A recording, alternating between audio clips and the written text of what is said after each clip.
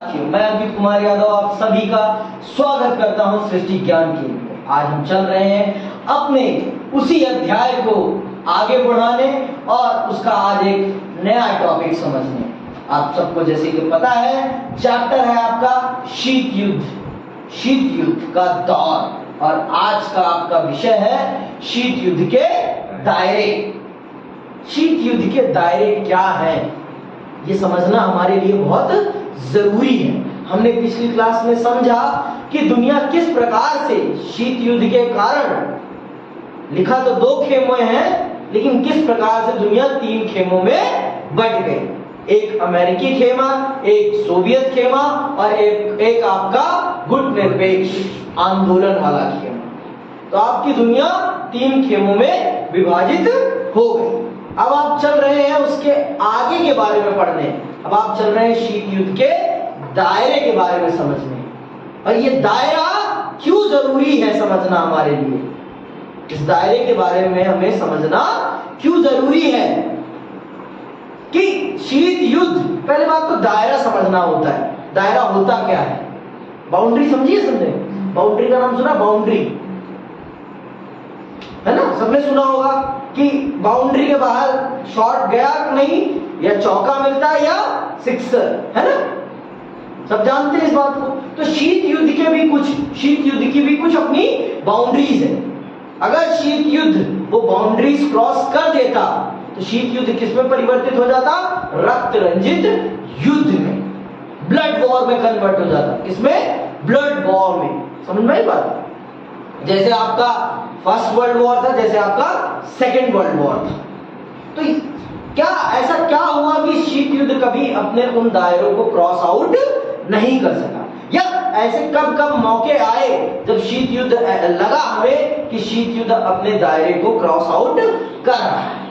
आप सब ने अध्याय के शुरुआत में ही जो पहला विषय पढ़ा था वो क्या था?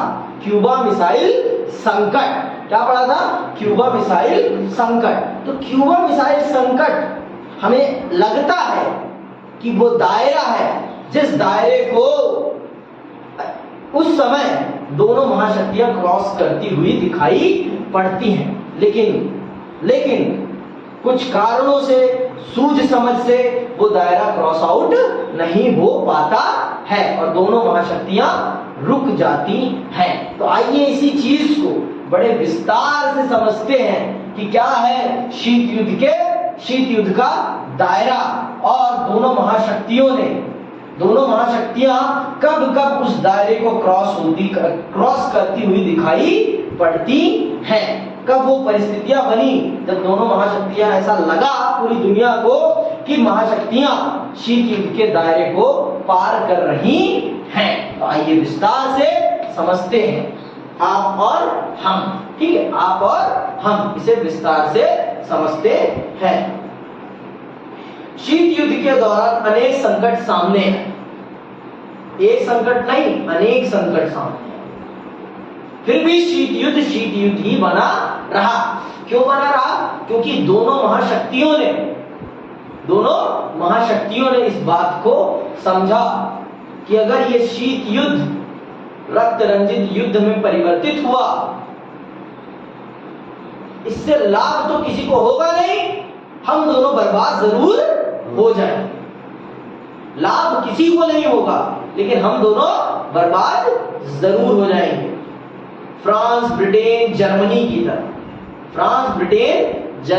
तरह, क्योंकि दूसरे विश्व युद्ध ने उन्हें भीख मांगने पर मजबूर कर दिया था, कटोरा पकड़ा दिया था उनके हाथ में। अमेरिका ने उन्हें खड़ा किया है फिर से। समझ आई बात? आगे सुनना। क्यूबा के जिस मिसाइल संकट से हमने इस अध्याय की शुरुआत की वह इनमें से एक था। शीत युद्ध के दौरान खूनी लड़ाइयां भी हुई, लेकिन यहाँ ध्यान देने की बात यह भी है कि इन संकटों और लड़ाइयों की परिणति तीसरे विश्व युद्ध के रूप में नहीं हुई।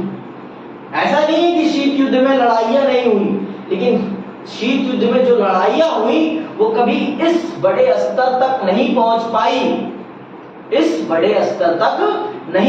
पाई कि वो एक विश्व युद्ध का रूप ले सके। वो एक विश्व युद्ध का रूप ले सके। हमेशा वो छोटी मोटी लड़ाइयां या दो देश के बीच के विवाद ही बनकर रह गए, उनको बड़ा बनने नहीं दिया गया। या कभी भी इन युद्धों में महाशक्तियां नहीं टूटी, या सिर्फ उन्होंने पीछे रहते हुए ही अपने पक्ष के देश का सहयोग किया, कभी फ्रंट फुट पे आकर लड़ाई नहीं की। इसीलिए आपका शीत युद्ध बना रह गया, इसीलिए आपके शीत युद्ध का दायरा कभी नहीं टूटा। समझ में आई बात?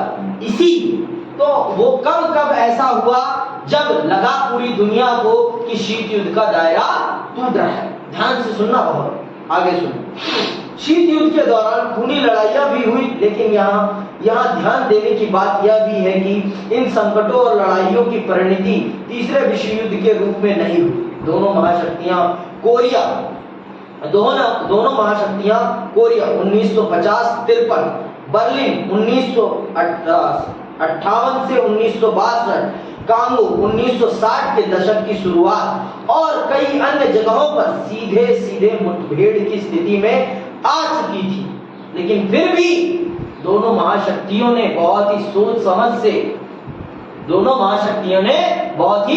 सोच समझ का प्रयोग करते हुए अपने आप को पीछे हटाया और युद्ध पर विराम लगाया, क्योंकि दोनों महाशक्तियां इस बात को जानती थी कि अगर हम लड़ेंगे आपस में तो हम अपना ही नुकसान करेंगे, किसी और का नुकसान नहीं होगा।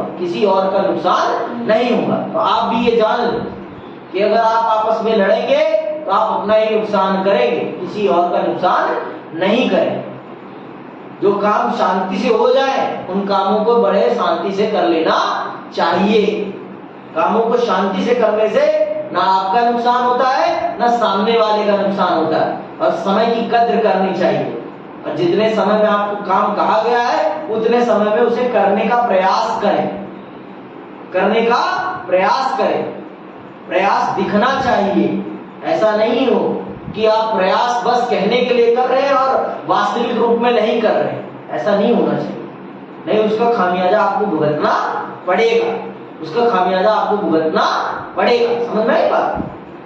तो यही चीज आपको मैं समझा रहा हूं कि जब आपके पास समय है और आप अपने इस समय का यूटिलाइजेशन सही से करेंगे तो इस बार आपको कोई आपको उच्च स्थान तक पहुंचने से रोक नहीं सकता। लेकिन अगर आपने इस समय का यूटिलाइजेशन नहीं किया तो आपको जमीन में मिलने से भी कोई नहीं रोक सकता।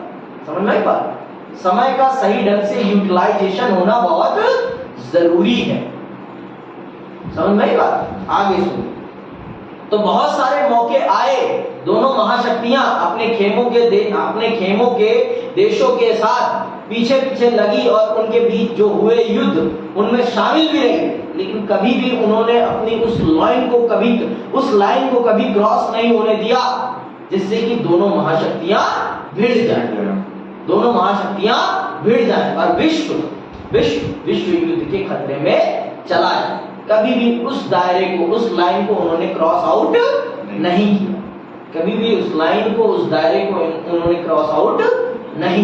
समझ में आई बात? आगे सुनो।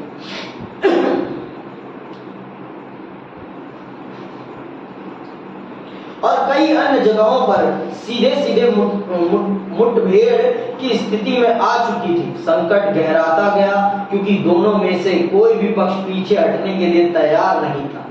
जब हम शीत युद्ध के दायरे की बात, सुनना यहाँ पे ध्यान से, जब हम शीत युद्ध के दायरे की बात करते हैं तो हमारा आश्रय ऐसे क्षेत्रों से होता है जहां विरोधी खेमों में बटे देशों के बीच संकट के अवसर आए।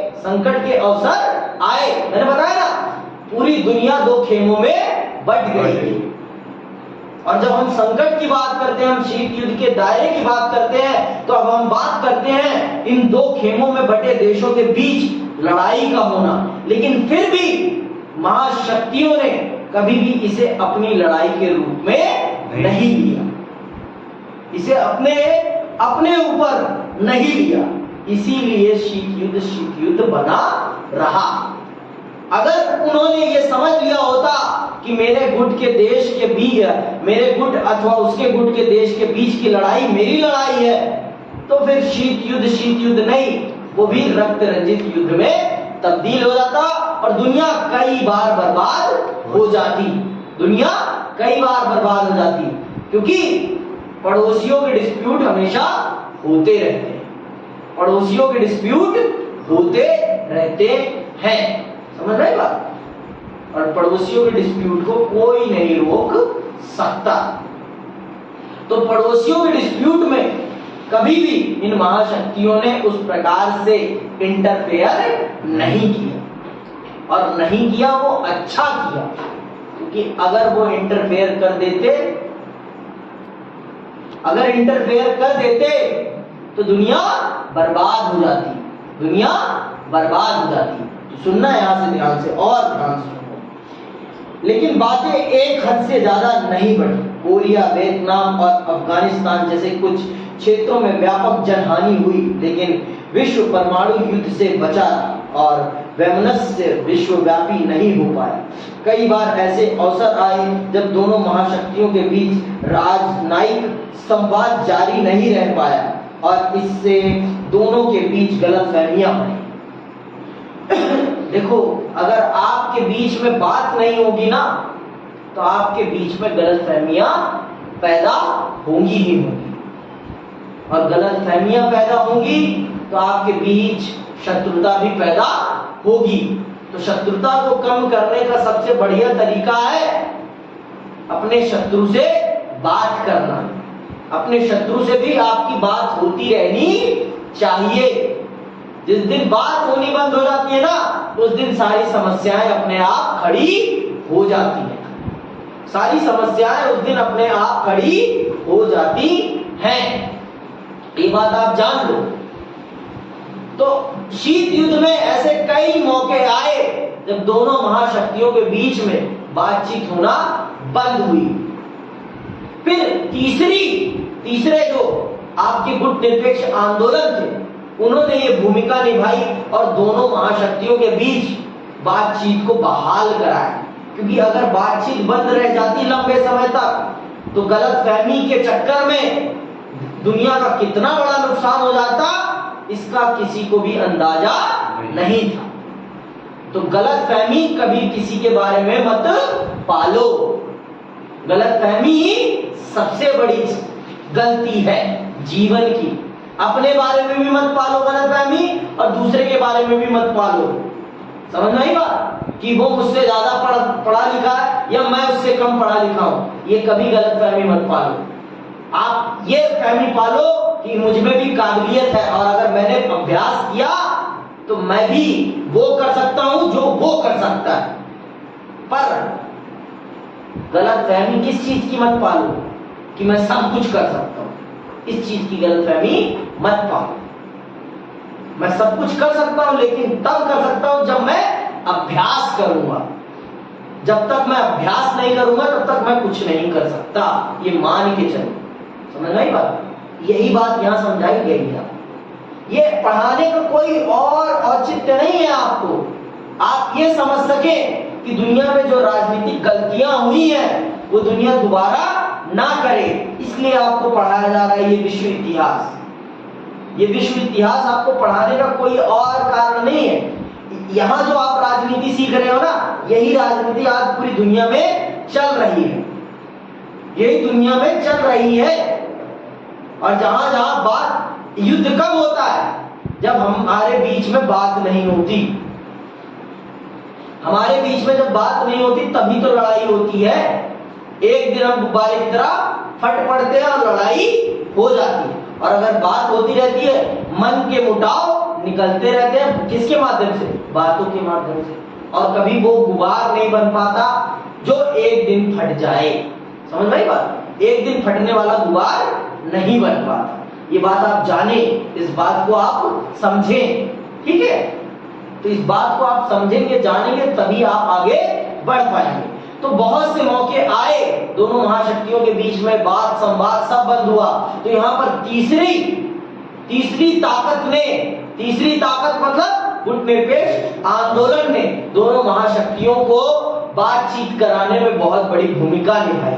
आपके अंतरराष्ट्रीय संगठन यूएन ने बहुत बड़ी भूमिका निभाई, दोनों महाशक्तियों के बीच संवाद कराया जिससे कि इनकी आपसी गलतफहमियां दूर हो सके और तीसरे विश्व युद्ध के खतरे से बच सके। समझ में आई बात? आगे सुनो। ऐसे कई मौके आए जब शीत युद्ध के संघर्षों और कुछ गहन संकटों को टालने में दोनों गुटों से बाहर के देशों ने कारगर भूमिका निभाई। इस संदर्भ में गुट निरपेक्ष देशों की भूमिका को नहीं भुलाया जा सकता। गुट निरपेक्ष आंदोलन के प्रमुख नेताओं में एक जवाहरलाल नेहरू थे।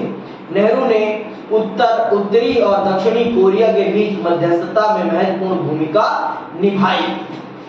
तो आपके गुट निरपेक्ष आंदोलन ने भी आपके शीत युद्ध को शीत युद्ध बनाए रखने में बहुत बड़ी भूमिका निभाई। और आपके भारत के पहले प्रधानमंत्री पंडित जवाहरलाल नेहरू ने बहुत बड़ी भूमिका निभाई है इस शीत युद्ध को शीत युद्ध बनाए रखने में। और आज के जो लोग नेहरू जी पर कटाक्ष करते हैं, अपशब्द बोलते हैं उनको, वो जरा एक बार इतिहास को पढ़ें और समझें कि उनका इस दुनिया को बचाने में, इस विश्व को बचाने में कितना बड़ा योगदान है। वो पढ़ें इस चीज को, जाने इस चीज को। लेकिन हमारी सरकारों को हम क्या कहें, उनको ज्ञान से मतलब नहीं है, उनको सिर्फ प्रोपोगेंडा से मतलब है। और प्रोपोगेंडा फैलाने वाले कुछ विषय जोड़ेंगी और ज्ञानवर्धक विषयों को वो हटाती जाती हैं। ये तो हमारे देश की सरकारें हैं। अब क्या कहा जाए उनको, क्या कहा जाए? बिना जड़ के पेड़ खड़ा करना चाहती है हमारी सरकारें, बिना जड़ के पेड़ खड़ा करना चाहती है हमारी सरकारें। अब हम क्या बोले इस पर, कितना बोले? हमारे देश की जनता ही ऐसी है, उसे कुछ चीजें समझ में ही नहीं आती, उसे सांप्रदायिकता, धर्म और ज्ञान में अंतर ही समझ में नहीं आता कि बिना ज्ञान के धर्म का ज्ञान भी नहीं आ सकता। वो इस चीज को ही नहीं समझती। तो करें क्या, करें क्या? ये सबसे बड़ा प्रश्न है। समझाओ लेकिन समझ में नहीं आता। बिना जड़ के पेड़ खड़ा हो जाएगा। अरे भाई, आपने पहला चैप्टर क्यों काटा? आपने सिलेबस से पहला चैप्टर ही हटा दिया है। आप समकालीन विश्व राजनीति समझाना चाहते हैं, लेकिन आप शीत युद्ध नहीं समझाना चाहते, जो कि दुनिया का सबसे बड़ा युद्ध है। मानता हूं मैं ये रक्त रंजित युद्ध नहीं है, लेकिन ये वैचारिक युद्ध है और दुनिया वैचारिक युद्ध ही लड़ रही है। सिर्फ इसलिए आप नहीं पढ़ा रहे हैं क्योंकि इसमें नेहरू जी की प्रमुखता है। किस लिए नहीं पढ़ा रहे हैं ये आप ही जाने सरकार, हम तो नहीं जानते। तो आप सब जो छात्रगण हैं अपने सरकार से सवाल जरूर पूछें, अपनी सरकार से सवाल जरूर पूछें कि हमारे आप पेड़ तो हमें बनाना चाहते हैं, क्या बिना जड़ का पेड़ बन जाएगा? सरकार से सवाल जरूर पूछें आप, और हमें भी बताएं कि आपने कैसे पूछा है सवाल। ठीक है, चलिए। तो आप जान जाइए इस शीत युद्ध को शीत युद्ध बनाए रखने में हमारे गुट निरपेक्ष आंदोलन का बहुत बड़ा योगदान था और हमारे देश के प्रधानमंत्री पंडित जवाहरलाल नेहरू का भी बहुत बड़ा योगदान था। उन्होंने भी दोनों महाशक्तियों को कभी भी शीत युद्ध के उस दायरे को क्रॉस आउट नहीं करने दिया जिससे कि विश्व तीसरे विश्व युद्ध की तरफ बढ़ जाए। समझ में आई बात? आगे सुनना। नेहरू ने उत्तरी और दक्षिणी कोरिया के बीच मध्यस्थता में महत्वपूर्ण भूमिका निभाई। कांगो संकट में संयुक्त राष्ट्र संघ के महासचिव ने प्रमुख मध्यस्थ की भूमिका निभाई। अंततः यह बात उभर कर सामने आती है कि महाशक्तियों ने समझ लिया था कि युद्ध को हर हाल में टालना जरूरी है। इसी समझ के कारण दोनों महाशक्तियों ने संयम बरता और अंतरराष्ट्रीय मामलों में जिम्मेवारी भरा बर्ताव किया। शीत युद्ध एक क्षेत्र से दूसरे क्षेत्र की तरफ सरकता गया और इसमें संयम का तर्क ही काम करता रहा था। संयम का तर्क ही काम करता रहा था। संयम बहुत जरूरी है। संयम बहुत जरूरी। कोई प्रश्न है? संयम बहुत जरूरी है। समझ में आई बात? बिना संयम के ना हम किसी काम को सही ढंग से कर ही नहीं सकते। तो तो संयम बांधो अपने जीवन में। आप सब भी अपने जीवन में संयम बांधो। बिना संयम की कुछ नहीं होने वाला। और दोनों महाशक्तियां इस बात को समझ गई थी कि अगर हम लड़ेंगे तो हम सिर्फ अपना नुकसान करेंगे, अपने साथ और लोगों का भी नुकसान करेंगे। और अगर हम नहीं लड़ेंगे तो हम आगे बढ़ेंगे और दुनिया भी आगे बढ़ेगी। तो इस बात को उन्होंने समझा और हर चीज पर उन्होंने बहुत ही सोच समझ के संयम के साथ काम लिया, संतोष के साथ काम लिया। कभी भी हड़बड़ी नहीं दिखाई। और हड़बड़ी का ना दिखाना ही उनके लिए सबसे बेहतर बात थी। आगे सुना। हालांकि शीत युद्ध के दौरान दोनों ही गठबंधनों के बीच प्रतिद्वंद्विता समाप्त नहीं हुई थी। इसी कारण एक दूसरे के प्रति शंका की हालत में दोनों गुटों ने भरपूर हथियार जमा किए और लगातार युद्ध के लिए तैयारियां करते रहे। हथियारों के बड़े जखीरे को युद्ध से बचे रहने के लिए जरूरी माना गया। हालांकि संयम रहा, युद्ध नहीं हुआ, लेकिन युद्ध की तैयारियां होती रही और युद्ध की तैयारियों के लिए इतने बड़े हथियार बना लिए गए कि अब उन हथियारों को भी प्रोटेक्ट करने के लिए एक बड़े स्तर के सुरक्षा घेरे की जरूरत पड़ गई। हमने परमाणु हथियार तो बना लिया है, पाकिस्तान ने परमाणु हथियार तो बना लिया है, लेकिन उस परमाणु हथियार को सुरक्षित रखना भी बहुत जरूरी है। समझ में आई बात? अगर वो गलती से चल गया तो फिर क्या होगा? फिर विनाश होगा। तो जितना आसान हथियार बनाना है ना, उससे कहीं ज्यादा मुश्किल है उस हथियार को सुरक्षित रखना, संभाल के रखना। तो इन दोनों महाशक्तियों ने शक के बिना पर हथियार तो बना लिया, लेकिन अब कोई हथियार उनके लिए सबसे बड़ी चुनौती बन गई। अगर यही दोनों महाशक्तियां यही पैसा हथियार के बजाय विकास पे खर्च करती और अपनी जनता के विकास पे खर्च करती तो क्या होगा? जनता खुशहाल होती। हमारा पड़ोसी पाकिस्तान अगर भारत से युद्ध न लड़ने का सोचकर अगर अपने देश के विकास पर काम करता तो आज उसे कटोरा लेकर भीख मांगने की जरूरत नहीं पड़ती। लेकिन उसे तो भारत को बर्बाद करना है ना। कर ले भाई बर्बाद, कहते हैं पहले अपने गिरेबान को झांकना चाहिए, फिर आगे बढ़ना चाहिए। समझ में आई बात? जब तक आप अपनी औकात को न जानो ना, तब तक आगे कदम नहीं बढ़ाना चाहिए। आई बात समझ? तो अपनी कैपेबिलिटी आप जानते नहीं हो और लड़ने चल पड़े हो। आप हो गधे और आप लड़ने चल पड़े हो हाथी से, तो क्या होगा? वो एक चूर्ण मारेगा और आपके प्राण ही निकल जाएंगे। समझ में बात? तो वही चीज है, इन दोनों महाशक्तियों ने सिर्फ शंका की आधार पर इतने हथियार बना लिए थे कि अब उन हथियारों को सुरक्षित रखना इनके लिए एक बड़ी चुनौती बन गई थी। शीत युद्ध में शंकाएं बहुत थी, गलतफहमियां बहुत पैदा हुई और उन गलतफहमियों के चक्कर में जो जनता के विकास पे पैसा लगना था, वो पैसा हथियार के निर्माण पे लगा। और हथियार के निर्माण पे लगने के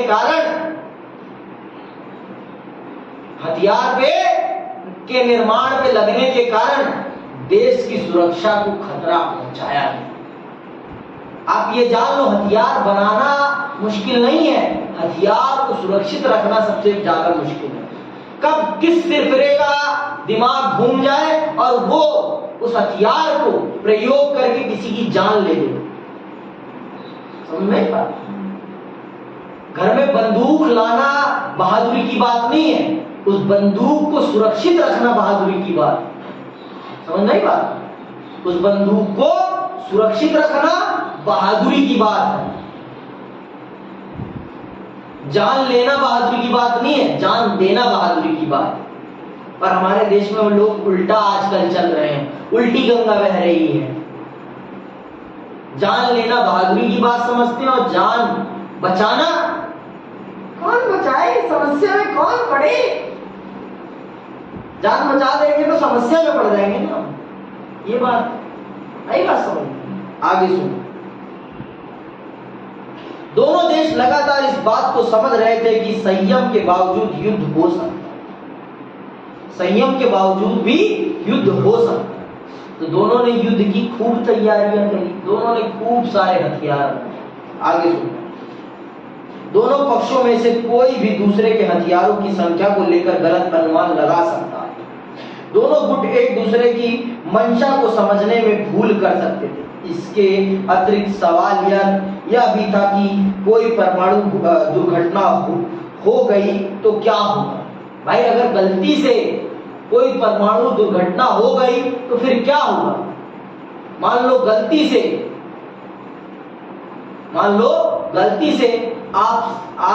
आपसे जतिन टकरा गए, गलती से कह रहा हूं, जानबूझ के नहीं कह रहा हूं, तो फिर क्या होगा?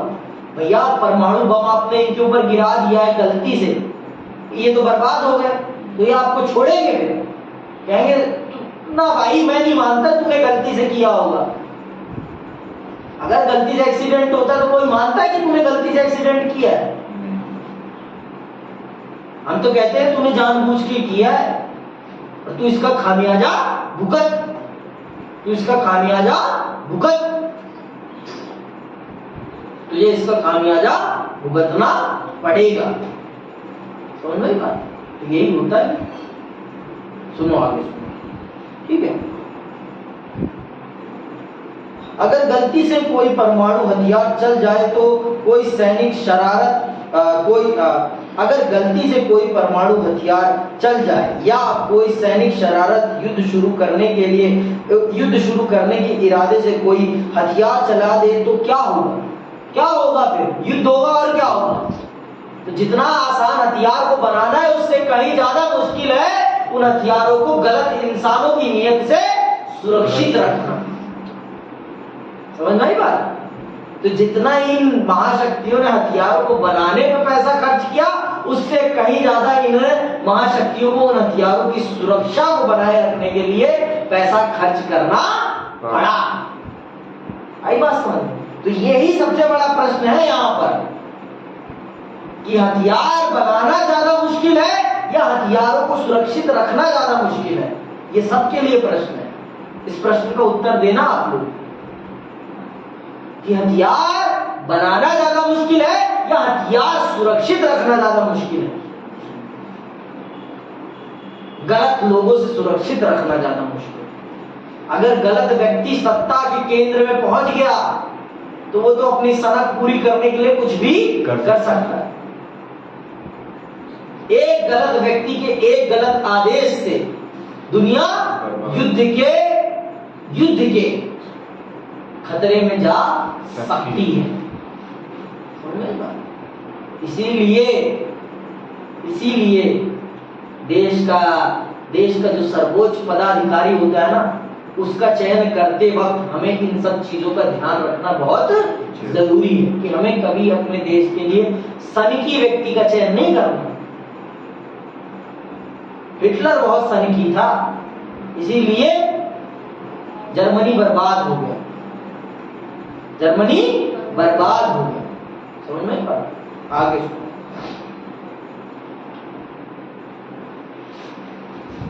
ऐसी दुर्घटना का शिकार हुए देश के नेताओं को कैसे पता चलेगा कि यह शत्रु का षड्यंत्र नहीं अथवा दूसरी तरफ से कोई मिसाइल नहीं दागी गई बल्कि यह महज एक दुर्घटना? कैसे आप कन्विंस करोगे जिसके ऊपर वो मिसाइल गिरी है या जिसका नुकसान हुआ है? आप उसको कैसे कन्विंस करोगे भाई मैंने जानबूझ के नहीं किया, मेरे से गलती से हुआ? वो मानेगा नहीं। भाई जिसका हाथ पांव जिसके लोग मर गए वो कभी मानेगा कि तेरे से गलती हुई है, तूने गलती से मारा है मुझे? आपकी गलती के कारण मेरी जान, मेरा पांव कट गया है, तो मैं मानूंगा कि आपने गलती करी है? बताओ भाई। नहीं। गलती से अगर आप किसी की जान ले रहे हो ना, तो वो गलती नहीं कहलाएगी, फिर वो जानबूझ के किया हुआ है। कोई नहीं मानेगा। मैं मानता हूं कि आपने गलती नहीं करी, आपने जानबूझ के नहीं किया, आपसे अनजाने में हुआ है, लेकिन फिर कोई एक्सेप्ट नहीं करे। वो भी उसका प्रतिकार उसी रूप में करेगा, कहेगा जान का बदला जान। तो अब ये जान लो, जितना आसान हथियार को बनाना है, उससे कहीं ज्यादा मुश्किल है उस हथियार को सुरक्षित रखना।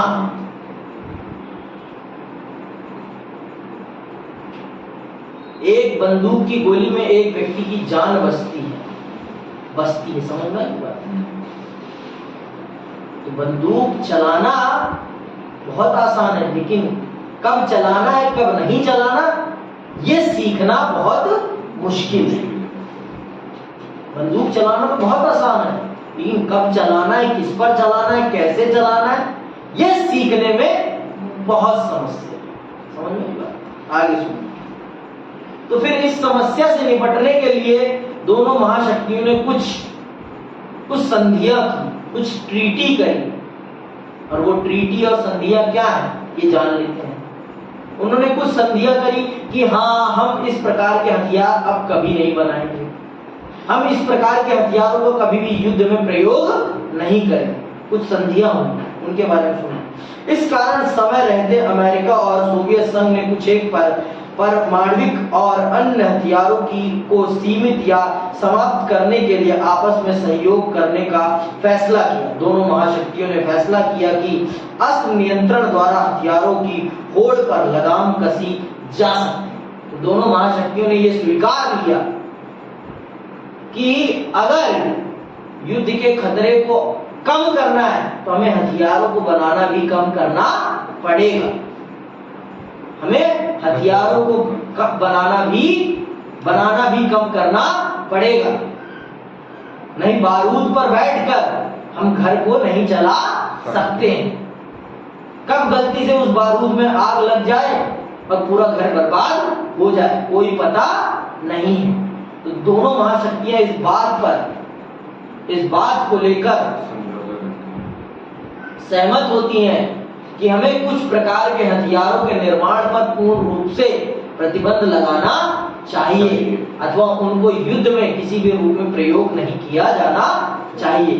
दोनों इस बात पर सहमत होती हैं और दोनों बहुत सारी संधियां करती हैं अस्त्र नियंत्रण के लिए, वेपन कंट्रोल के लिए बहुत सारी ट्रीटीज करती हैं। दोनों देश वेपन कंट्रोल के लिए दोनों देश बहुत सारी ट्रीटीज करती हैं। ठीक है, आगे सुनो। कसी जा सकती और उसमें अस्थायी संतुलन लाया जा सकता है। ऐसे प्रयास की शुरुआत सन 1960 के दशक के उत्तरार्ध में हुई और एक दशक के भीतर दोनों पक्षों ने 3 अहम समझौतों पर दस्तखत किए। ये संधियां थी परमाणु परीक्षण प्रतिबंध संधि, परमाणु अप्रसार संधि और परमाणु प्रक्षेपास्त्र परिसीमन संधि, एंटी बैलिस्टिक मिसाइल ट्रीटी। इसके बाद महाशक्तियों ने अस्त्र परिसीमन के लिए वार्ताओं के कई दौर किए और हथियारों पर अंकुश रखने के लिए अनेक संधियां की। समझ में आई बात? तो इस प्रकार से दोनों महाशक्तियों ने कई संधियां करके हथियारों के निर्माण पर बहुत हद तक संयम लगाया, बहुत हद तक कंट्रोल किया। तो इस प्रकार से आज का टॉपिक आपका यही समाप्त होता है। आप हमसे जुड़े रहें और हमारे साथ जुड़े रहें। धन्यवाद। जय हिंद, जय भारत।